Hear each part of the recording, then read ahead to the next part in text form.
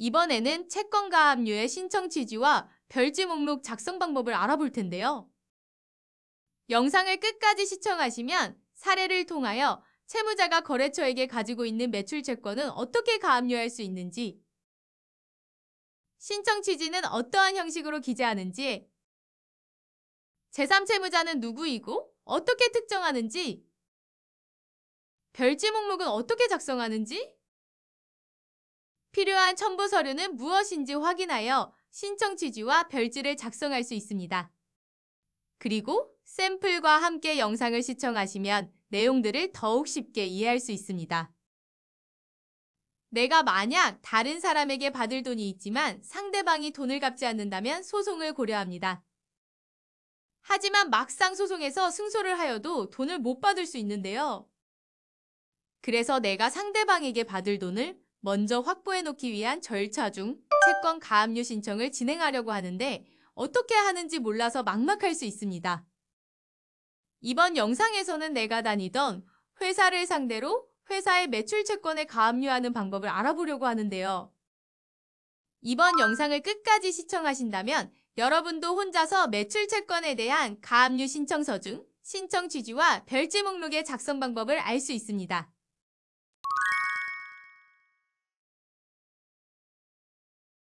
중소기업에 다니던 윤모 씨는 회사를 퇴직한 다음에 회사로부터 퇴직금 4천만 원을 받아야 하지만 회사는 돈이 없다며 퇴직금을 주지 않고 있는데요.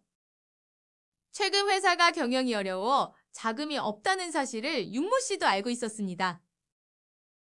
그래서 다니던 회사가 거래처로부터 받아야 할 매출 채권이 있다는 걸 알고 있는 윤모 씨는 회사의 매출 채권을 먼저 가압류하고 퇴직금 청구 소송을 진행하기로 결심하였습니다.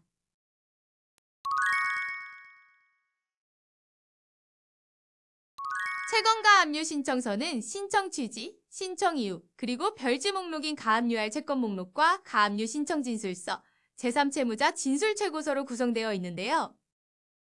그럼 지금부터 신청 취지와 별지 목록 작성 방법을 알아보도록 하겠습니다. 우선 청구 금액은 채무자에게 받아야 할 금액으로 임금채권 금 4천만 원을 기재하였습니다. 그리고 피보전 권리란 보호해야 할 채권자의 권리를 말하므로 이번 사례에서 피보전 권리는 채권자가 채무자에게 퇴직금을 받아야 할 권리를 말합니다.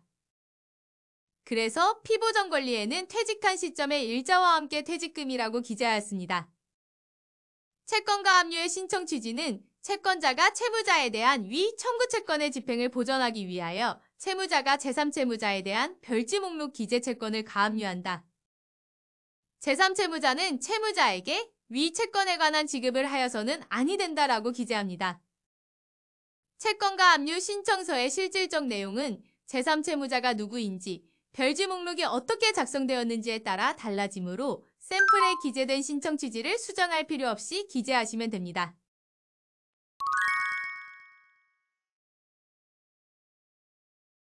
그럼 제3채무자가 누구인지, 별지 목록은 어떻게 작성해야 하는지를 확인해야겠죠.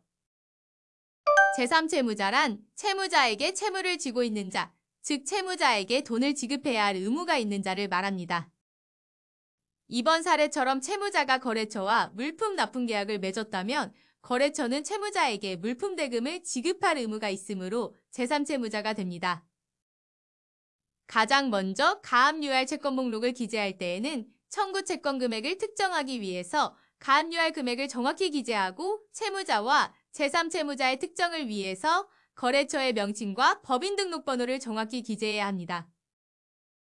만일 거래처가 개인사업자라면 개인사업자 등록증과상호, 대표자의 성명, 사업자 등록번호를 정확하게 기재하여야 합니다. 가압류 신청 진술서와 제3채무자에 대한 진술최고 신청서는 전자소송으로 진행하는 경우 첨부 서류 제출 단계에서 바로 작성과 첨부가 가능합니다. 가압류 진술 신청서는 내용을 읽고 있는 사실 그대로 작성하면 되는데요. 이때 사망에서 본안소송을 제기하는 시점은 가압류를 신청한 시점으로부터 약 한 달 이내에 제기하는 것을 법원이 권고하므로 본안소송을 제기하지 않았다면 그 기간을 한 달 이내로 정하여 기재하는 것이 좋습니다.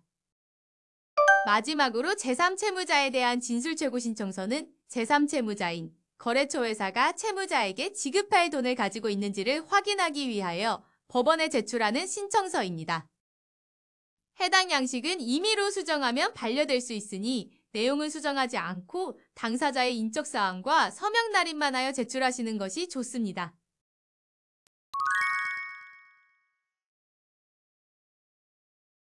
이번 영상에서는 채무자가 거래처에게 가지는 매출 채권에 대한 채권 가압류의 신청 취지와 별지 목록 작성 방법을 알아보았는데요. 좀 이해가 되셨나요?